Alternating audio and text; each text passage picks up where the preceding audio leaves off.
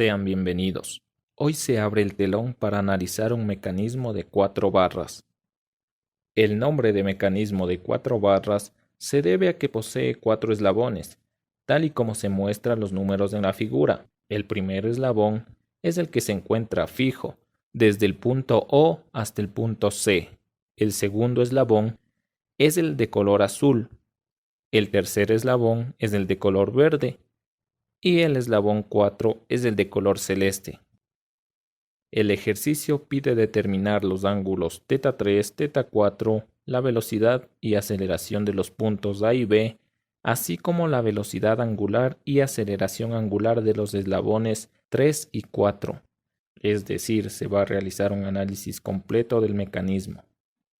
El ejercicio proporciona la longitud de los eslabones, el valor del ángulo θ2, la velocidad angular y la aceleración angular del eslabón 2. Por lo tanto, decimos que la longitud OA tiene un valor de 2, la longitud AB tiene un valor de 7, la longitud BC tiene un valor de 9 y la longitud OC tiene un valor de 6. Los ángulos θ2 tienen un valor de 30 grados, la velocidad angular tiene un valor de 10 y la aceleración angular tiene un valor de 0. Bien, para determinar los ángulos, voy a trazar una línea entre los puntos A y C, con lo cual aparece el triángulo OAC, con los ángulos θ2 y β1. En primer lugar, vamos a encontrar la longitud desde A hasta C. Como se conoce el valor de dos lados del triángulo y un ángulo, entonces empleamos la ley de cosenos. Únicamente reemplazamos los datos y encontramos la distancia que hay entre A y C. El siguiente paso será encontrar el valor del ángulo β1. Este ángulo se puede encontrar ya sea por la ley de senos o de cosenos. En este caso vamos a emplear la ley de senos.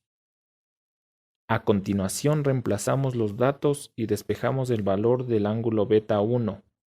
Este es un ángulo alterno interno, como se muestra en la figura. Así que para encontrar el ángulo θ3 necesitamos el ángulo β2. Por lo tanto, vamos a trabajar con el triángulo ABC. Como no se conoce ningún ángulo de este triángulo, se emplea la ley de cosenos. Aquí reemplazamos los datos y procedemos a despejar el ángulo β2. Y listo, como se muestra en la figura, el ángulo θ3 es la resta del ángulo β2 menos del ángulo β1. Realizamos esta operación y obtenemos el valor del ángulo θ3. Ahora, para llegar al valor de θ4, necesitamos conocer el ángulo β3 mediante el triángulo ABC y el ángulo β2. Se puede emplear ya sea la ley de senos o ley de cosenos. A continuación se muestra la aplicación de la ley de cosenos. Pero también se puede aplicar la ley de senos. Como se puede notar, el valor es el mismo.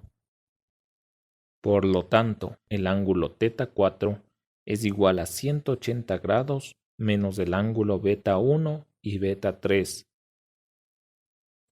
Y listo, así obtenemos el valor de θ4. Con esto calculamos el valor de los ángulos θ3 y θ4. En esta sección únicamente se aplican conocimientos básicos de trigonometría. Para empezar a analizar el movimiento de este mecanismo, es esencial conocer la posición de sus puntos. Para el análisis se van a emplear vectores. Vamos con el vector posición de A con respecto a O. Como el punto O es el centro del eje de coordenadas y es un punto fijo, podemos decir simplemente como vector posición de A. Para obtener las componentes de este vector, multiplicamos la longitud del eslabón, que es 2, por el coseno o por el seno, y obtenemos el vector posición de A. A continuación, vamos con el vector posición de B con respecto a A. Es decir, para describir la posición de B, tomamos al punto A como el punto de origen. En este caso, la longitud de A hasta B es de 7. Para encontrar las componentes, multiplicamos por el coseno y seno del ángulo que forma con el eje X. Pero el punto B también se relaciona con el punto C. Por lo tanto, existe el vector posición de B con respecto al punto C. Para encontrar las componentes de este vector, multiplicamos la longitud BC, que sería de 9, por el coseno del ángulo que se forma con el eje X. Generalmente empleamos el coseno para encontrar las componentes en Y, mientras que para la componente en J normalmente se emplea el seno. Una vez que ya encontramos los vectores posición de cada punto, el siguiente paso será encontrar la velocidad. Empecemos con el punto A. De forma vectorial, la velocidad de A es igual a la velocidad del punto O más la velocidad de A con respecto a O. Sin embargo, la velocidad de A con respecto a O es igual al producto vectorial de la velocidad angular del eslabón 2 por el vector posición de A. Pero no olvidemos que el punto O es un punto fijo, por lo tanto su velocidad es 0. Así que la velocidad de A es el producto vectorial entre la velocidad angular y el vector posición de A. La velocidad angular del eslabón 2 tiene un valor de 10 y gira en sentido antihorario con respecto al eje Z. Por lo tanto, escrito de forma vectorial, sería más 10K. La forma más sencilla de realizar esta operación vectorial es empleando la siguiente figura. Si la multiplicación se da en sentido horario, es positiva, y la componente será aquella que no se emplee en la operación. Por ejemplo, si multiplicamos 10K por 1.73i, decimos que K por I se da en sentido horario, por lo tanto es positivo. Y al multiplicar K por I, la componente que nos queda es J. Así que el resultado es 17.32J. Ahora, si multiplicamos 10K por J, se puede notar que K por J se da en sentido antihorario, por lo tanto es negativo. Y como multiplicamos K por J, lo que nos queda es la componente I. Así obtenemos el vector de la velocidad del punto A. A continuación vamos a calcular el módulo de la velocidad. Por lo tanto, elevamos al cuadrado a cada componente y aplicamos una raíz cuadrada. Y así obtenemos el módulo de la velocidad. Pero también necesitamos conocer la dirección de la velocidad, así que debemos obtener el valor del ángulo φ. En este caso, la velocidad tiene la componente x negativa y la componente en y positiva, por lo tanto está en el segundo cuadrante. Voy a asumir que la tangente del ángulo tau es igual a la componente y sobre la componente en x. Mediante un arco tangente, despejo el valor de tau, que sería 60 grados. Y finalmente digo que el ángulo φ es igual a 180 grados menos el ángulo tau, que sería igual a 120 grados. Con esto, podemos decir que la velocidad del punto A es igual al vector menos 10i más 17.32j. O también podemos decir que la velocidad de A posee un módulo de 20 con una dirección de 120 grados con respecto a x. Una vez determinada la velocidad de A, vamos a calcular la velocidad de B.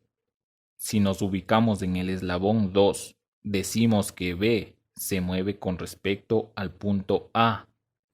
Por lo tanto, la velocidad de B está dada por la velocidad de A más la velocidad de B con respecto a A. Y a su vez, la velocidad de B con respecto a A es igual al producto vectorial entre la velocidad angular del eslabón 3 y la posición de B con respecto al punto A. Así que reemplazamos la velocidad de A, que ya calculamos, más el producto vectorial de la velocidad angular del eslabón 3, que es nuestra incógnita, que se mueve alrededor del eje Z, y la posición de B con respecto a A. Así que resolvemos esta operación, K por I sería J positivo, mientras que K por J sería I negativo. A continuación agrupamos los valores con la componente en I y los valores con la componente en J, pero a su vez el punto B forma parte del eslabón BC, por lo tanto el punto B también se mueve con respecto al punto C. Así que la velocidad de B sería igual a la velocidad de C más la velocidad de B con respecto al punto C. A su vez, este es igual al producto vectorial de la velocidad angular del eslabón 4 por la posición de B con respecto a C. Pero no olvidemos que el punto C es un punto fijo, por lo tanto la velocidad de C es 0. A continuación reemplazamos los datos y realizamos la operación vectorial, con lo cual tenemos dos expresiones que describen la velocidad de B. Como ya obtuvimos dos expresiones que describen la velocidad del punto B, separamos las componentes de cada expresión. Empecemos con las componentes en X. Tomamos la componente en Y de la primera expresión y la igualamos a la componente en Y de la segunda expresión. Ahora separemos las componentes de Y. Igualamos las componentes en J de cada expresión. Si nos fijamos bien, tenemos dos ecuaciones con dos incógnitas. Así que pueden resolver este sistema de ecuaciones por cualquier método. En mi caso voy a despejar omega 4 de la primera ecuación. A continuación, reemplazo esto en la segunda ecuación. Después, reduzco los términos y obtengo el valor de la velocidad angular del eslabón 3. El signo negativo indica que se mueve en sentido horario. Una vez que obtenemos este valor, regresamos a la primera ecuación y reemplazamos este valor para obtener la velocidad angular del eslabón 4. Como ya obtuvimos las velocidades angulares de los eslabones 3 y 4, podemos regresar a las ecuaciones de la velocidad de B para calcular este valor. Se puede utilizar cualquier ecuación, pero por facilidad voy a reemplazar la velocidad angular 4 en la segunda ecuación. Y así obtengo el vector de la velocidad del punto B. A continuación vamos a determinar el módulo de este vector. También vamos a calcular su dirección, es decir, el ángulo φ. El vector velocidad posee las dos componentes positivas, por lo tanto se ubica en el primer cuadrante, como se muestra en la figura. Así que empleamos la tangente de φ y determinamos el valor del ángulo. De esta forma podemos decir que la velocidad de B es igual a 31.91 I más 16.46 J, o a su vez la velocidad de B tiene un módulo de 35.91 y una dirección de 27.28 grados. Después de haber calculado la velocidad de B, el siguiente paso es calcular la aceleración. Para esto vamos a emplear la siguiente ecuación. La aceleración del punto A es igual a la del punto de giro o pivote más la aceleración de A con respecto al punto de giro O. Pero a su vez, la aceleración de A con respecto a O es igual al producto vectorial entre la aceleración angular del eslabón y la posición del punto A, menos la velocidad angular del eslabón al cuadrado por la posición del punto A.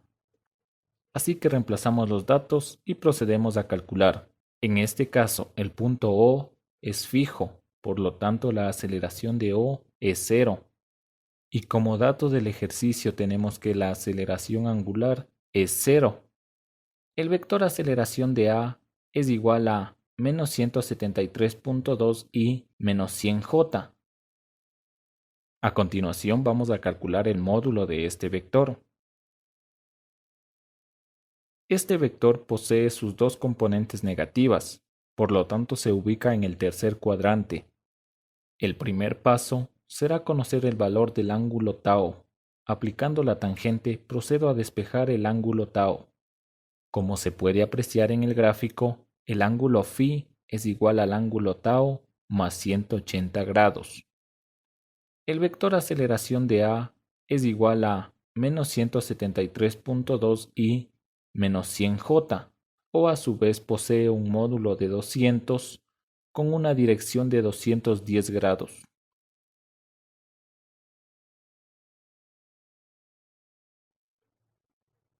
Bien, con esto determinamos la aceleración de A. Lo que resta por hacer es determinar la aceleración de B. Para esto empleamos esta ecuación. Como sabemos, esta ecuación se descompone en otros términos. En este caso, el eslabón 3 se mueve completamente, por lo tanto el punto A y B poseen aceleraciones.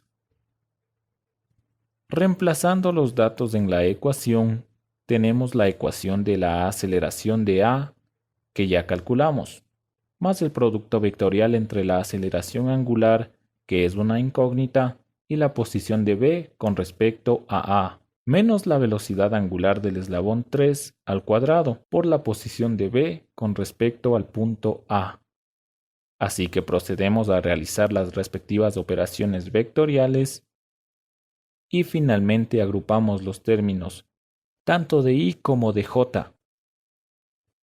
Como ya es de conocimiento, el punto B se mueve con respecto al punto A y con respecto al punto C. Por lo tanto, también vamos a analizar la aceleración con respecto al punto C. Sin embargo, el punto C está fijo, por lo tanto no tiene aceleración, así que únicamente queda la aceleración de B con respecto a C. Para esta expresión emplearemos la aceleración angular del eslabón 4, la posición de B con respecto a C y la velocidad angular del eslabón 4. Así que reemplazamos los datos y realizamos las operaciones vectoriales correspondientes y agrupamos los términos, tanto de I como de J. Con esto obtenemos dos ecuaciones que describen la aceleración del punto B. A partir de las ecuaciones de aceleración que obtuvimos, procedemos a separar las componentes tanto de I como de J. Igualamos los términos de X de la primera y segunda ecuación. De la misma forma separamos los términos de las componentes Y de ambas ecuaciones. Así obtenemos dos ecuaciones con dos incógnitas. Este sistema de ecuaciones se puede resolver de distintas formas.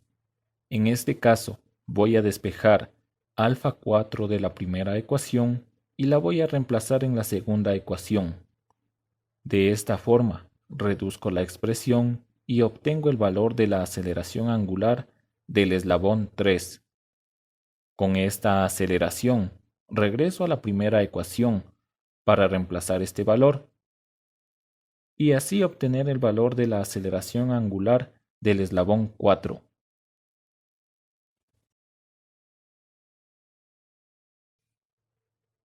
La aceleración angular que calculamos será de utilidad para calcular la aceleración de B. Así que voy a reemplazar los datos en la segunda ecuación de la aceleración.